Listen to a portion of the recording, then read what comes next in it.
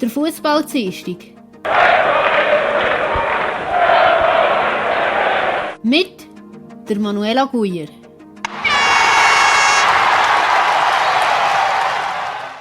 Liebe Hörerinnen und Hörer, ich begrüße euch zur Sendung. Schön, dass ihr eingeschaltet habt. Wir fangen an mit dem deutschen Fußball. Nachrichten aus der Bundesliga. Der FC Bayern lässt der Bouna Sarr nicht reisen. Eigentlich hätte der Bouna Sarr zu der französischen Nationalmannschaft reisen.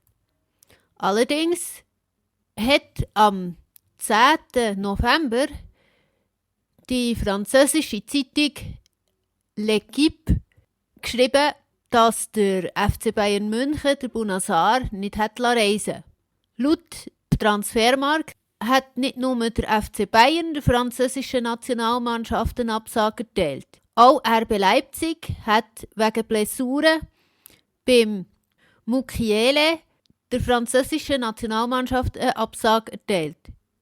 Zur Absage vom FC Bayern München in Bezug auf den Bouna Sarr haben die Münchner gesagt, dass der Bouna Sarr angeschlagen sei.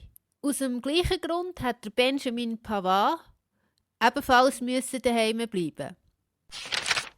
11 Leben. Langsam klärt sich die Frage, ob der Uli Hoeneß an diesem Projekt mitmacht. Am letzten Mittwoch ist die 7. Folge vom Podcast 11 Leben veröffentlicht worden. In dieser Folge hat der Max Jakob Ost berichtet, dass er mit dem Uli Hoeneß telefoniert hat. In der vorherigen Folge hat er ja schon angekündigt, dass er vom Uli Hoeneß ein Telefon hat bekommen. Am Anfang der 7. Folge ist eben das Telefongespräch thematisiert worden. Mitgeschnitten worden ist das Telefongespräch allerdings nicht. Dass das nicht passiert ist, kann man Max Jakob Ost nicht wirklich zum Vorwurf machen. Wie er nämlich in der Podcast-Folge richtig sagt, ist das Mitschneiden von Telefongesprächen ohne die Erlaubnis vom Gesprächspartner in Deutschland gar nicht erlaubt. Was am Anfang noch sehr gut tönt hat, tönt am Ende der Folge eher nach einem Scherbenhaufen.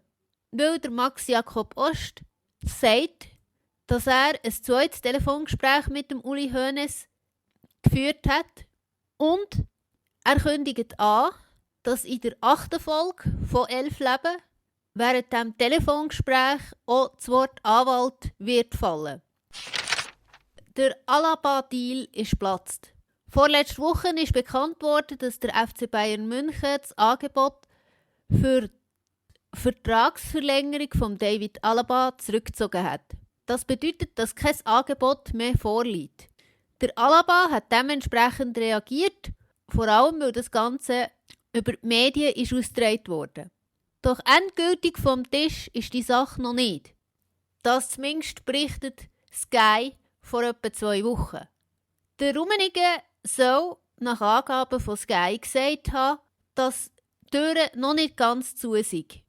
Der Streit um die Vertragsverhandlungen mit dem Alaba dreht sich hauptsächlich darum, wie viel das er verdienen soll. Und der Streit zieht sich auch schon mehrere Monate hin. Entwarnung bei Werder Bremen.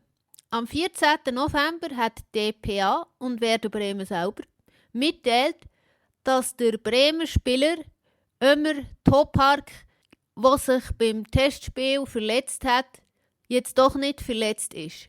Der 31-jährige Spieler ist am Freitag im Testspiel gegen FC St. Pauli frühzeitig ausgewechselt worden. Er hatte Schmerzen, die in den Rücken ausgestrahlt haben. Die Blockade sind inzwischen gelöst worden und der Ömer Toprak habe an der nächsten Trainingseinheit teilgenommen. Der Saris Adamian verlängert seinen Vertrag bei Hoffenheim.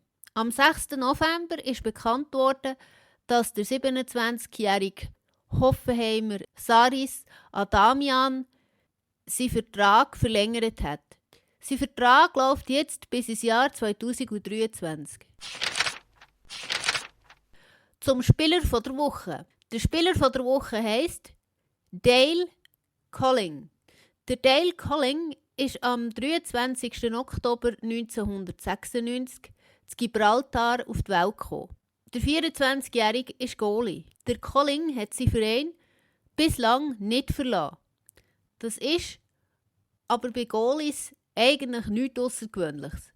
Seit 2014 spielt er für Lincoln Red Imps FC. Wie viele Spiele er schon gemacht hat, ist unbekannt.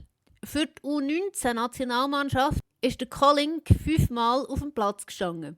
Seit dem Jahr 2019 spielt er für die Herren-Nationalmannschaft von Gibraltar und ist bislang einmal auf dem Platz gestanden. Liebe Hörerinnen und Hörer, damit sind wir am Ende der Sendung. Schaltet doch auch das nächste Mal wieder ein, wenn es heisst, der Fußball-Dienstag. Die Sendung hier wird alle 2 Stunden bis um Mitternacht wiederholt. Und wenn ihr sie verpasst habt und nochmal nachhören wollt, das könnt ihr machen auf WSR Radio Vision auf YouTube. Tschüss miteinander.